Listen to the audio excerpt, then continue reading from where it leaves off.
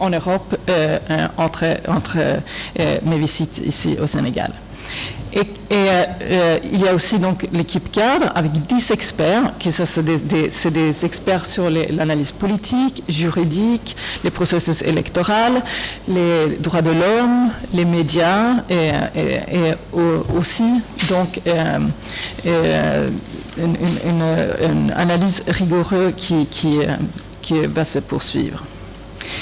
Et ce qui est important dans la mission de l'Union européenne, c'est qu'on a aussi des observateurs et observatrices de longue durée.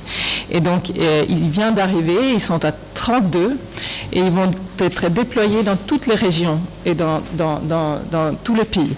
Donc, c'est 16 équipes avec 2, ils travaillent en binôme, ils vont être déployés dans tous les pays. Et ça, c'est très important, une partie très importante de notre méthodologie, qu'ils puissent voir et parler avec des gens, avec toutes les parties prenantes dans tous les pays. C'est nos oreilles et nos yeux sur le terrain.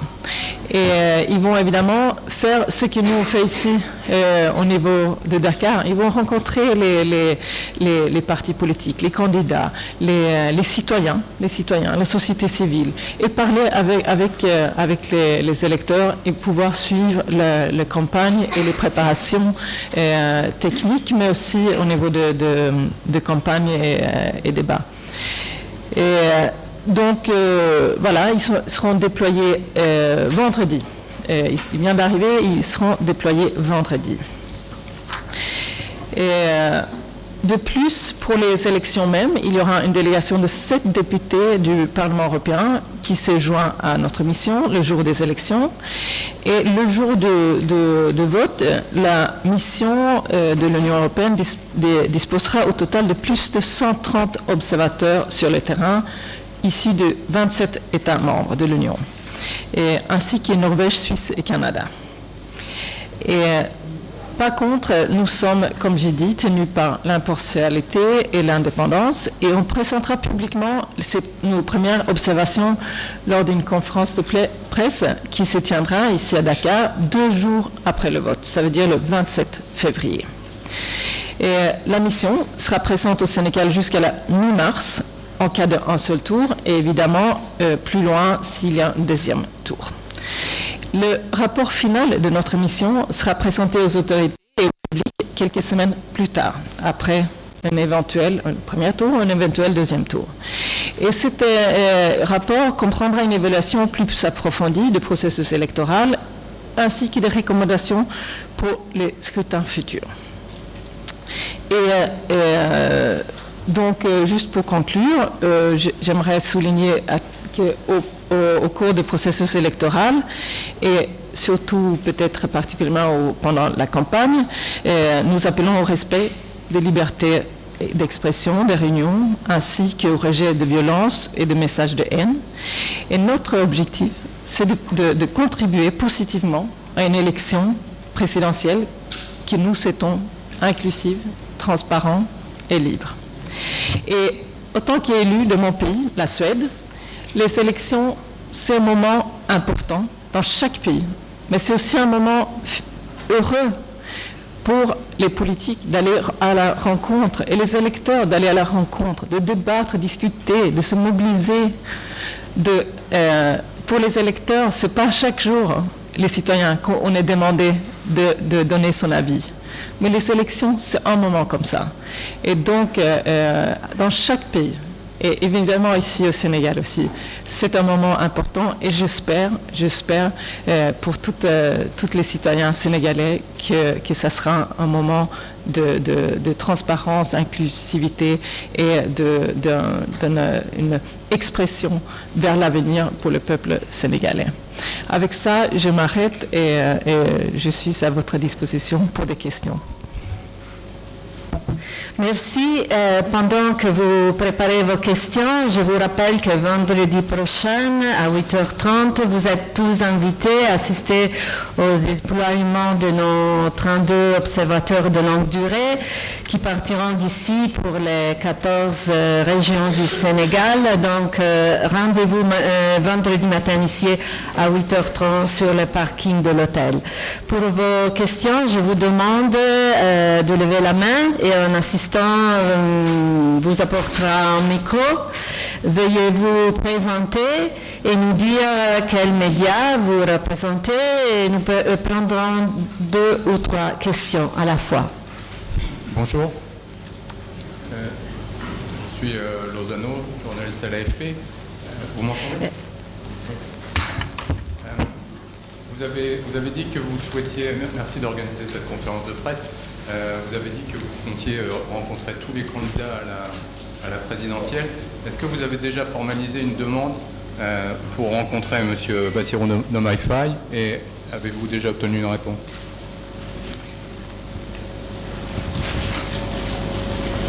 Une autre question. On va prendre une autre question, s'il vous plaît. Bonjour à tous. Est-ce que vous m'entendez? C'est bon. Non, bonjour à tous. On n'entend pas, en fait. Bonjour à tous, vous m'entendez? C'est pas Bokarmo, journaliste à e-radio, ITV, E-Média.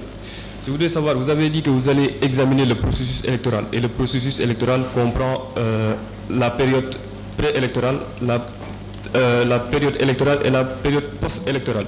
Et j'ai pu voir sur le rapport de 2019 que vous préconisiez l'abandon du parrainage. Et je voudrais savoir, par la même occasion, sachant que l'Union européenne n'a pas un pouvoir injonctif, quelle est justement la valeur de ces recommandations? Merci.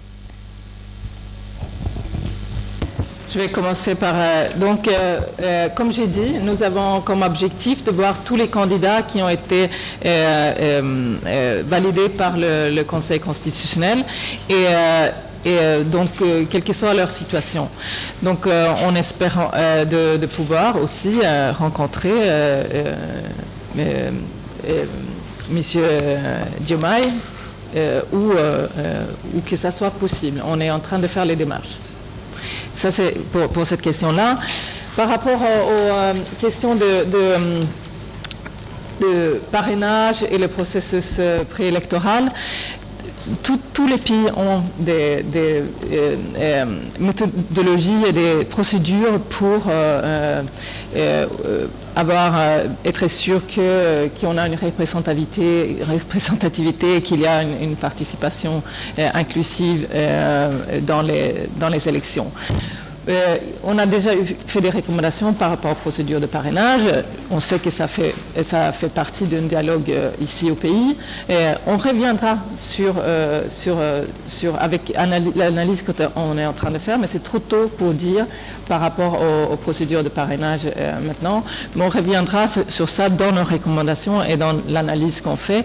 Et je ne vais pas m'avancer aujourd'hui pour avoir plus de conclusions que ça, mais c'est clair que c'est une discussion qui va continuer, je pense, au-delà des élections, mais j'espère que ça se fera dans un esprit constructif et aussi ici au peuple sénégalais, aux acteurs politiques sénégalais, de trouver les bonnes modalités pour cette question.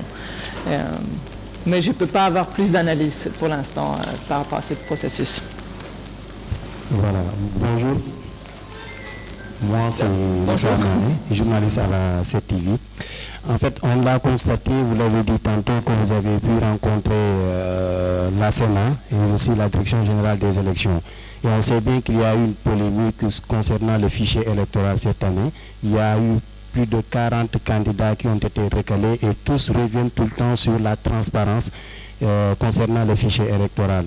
Qu'est-ce que vous en pensez? L'autre chose est que mon collègue l'a aussi soulevé la question de Bassirou Diomaye Faye, le candidat de PASTEF, il faut le dire. Il prône pour qu'il soit, en tout cas son mandataire avait soulevé la dernière fois le principe d'égalité des candidats. Il est en prison, il ne pourra pas, en tout cas pour le moment, battre campagne. Est-ce que vous, à votre niveau, vous faites parti où vous êtes de ceux qui pensent qu'il doit être libéré afin qu'il puisse bénéficier, comme tous les autres candidats, de pouvoir battre campagne malgré qu'il soit toujours en prison. Merci.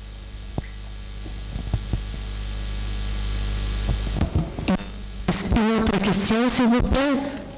Oui, bonjour à tous. Je suis Amadou Dia, journaliste au quotidien Source.A.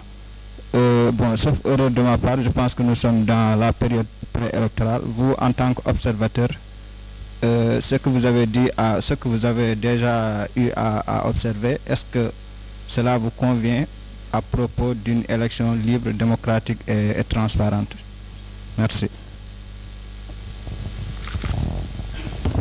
Donc, pour commencer par le fichier électoral, ça fait partie de justement l'équipe cadre ici qui vont étudier le fichier électoral et comment les questions techniques autour de ça.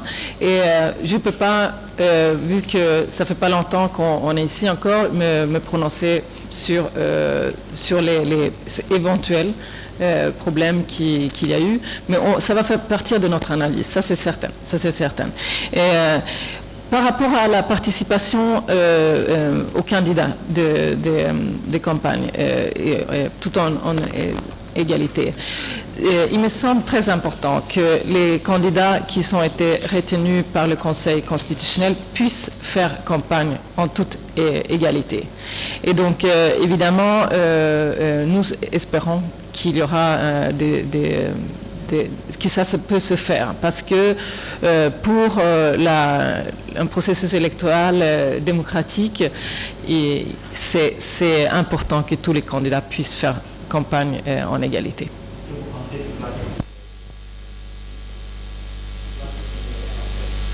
Nous, on ne peut pas se prononcer sur les procédures judiciaires, ça c'est clair. Je constate juste que c'est important que les candidats puissent faire campagne et que c'est important pour les citoyens et pour le processus électoral. Oui, bonjour, Clément Baudreau de TV5 Monde. Il y a eu ces derniers jours des tensions, certains partis politiques qui s'en sont pris à des institutions du pays. 2 membres du Conseil constitutionnel ont été accusés de corruption. Est-ce qu'à moins d'un mois de l'élection, c'est quelque chose qui vous inquiète ?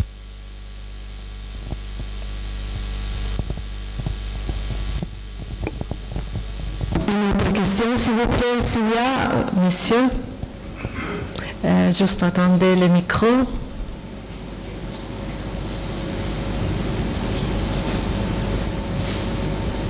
Bonjour. Bonjour, je m'appelle Jacob Bamba, je suis là pour le compte de Sunuribar.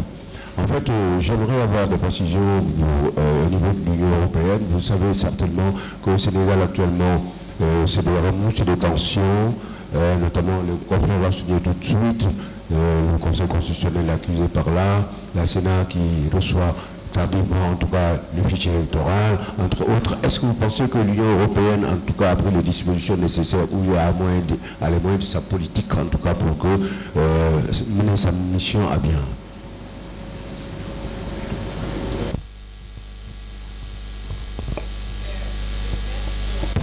C'est clair que, par rapport à la première question, c'est clair qu'il y a des institutions clés dans un processus électoral.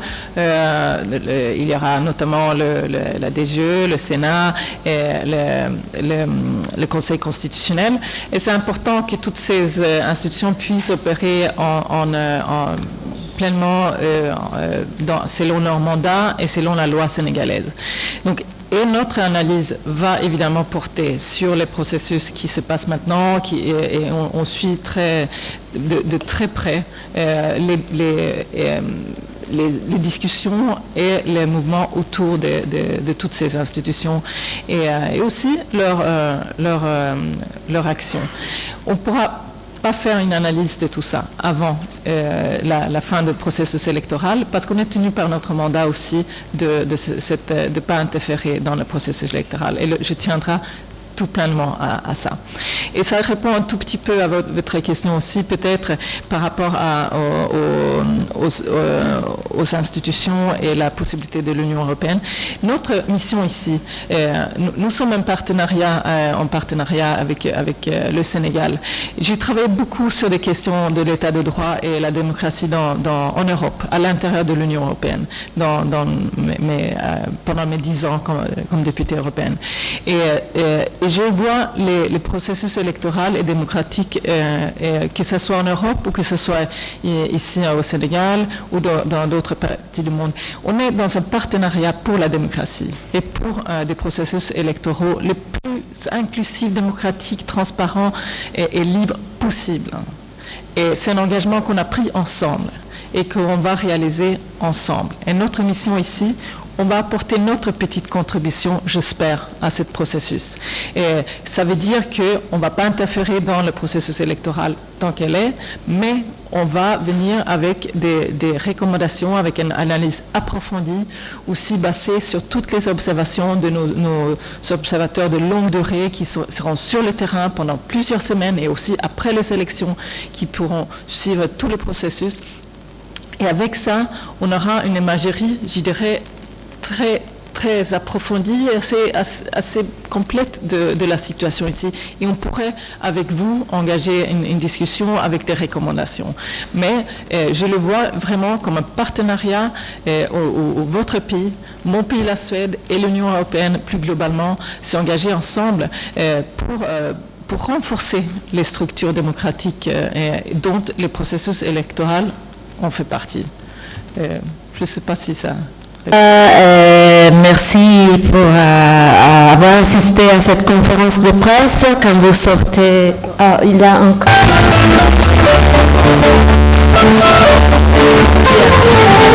Quand vous sortez de cette salle, vous trouverez notre communiqué de presse ainsi qu'une fiche informative sur la mission. Et on va vous envoyer tout ce matériel aussi pour courrier électronique. Merci à tous.